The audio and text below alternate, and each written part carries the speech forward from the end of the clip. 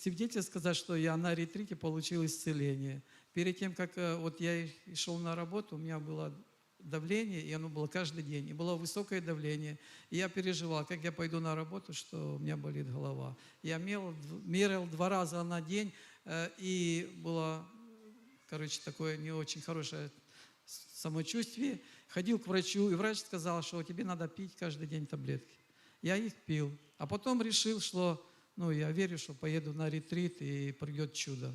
Вы знаете, в первый день, когда я приехал, такая атмосфера, была борьба. Голова очень болела, нужно молиться.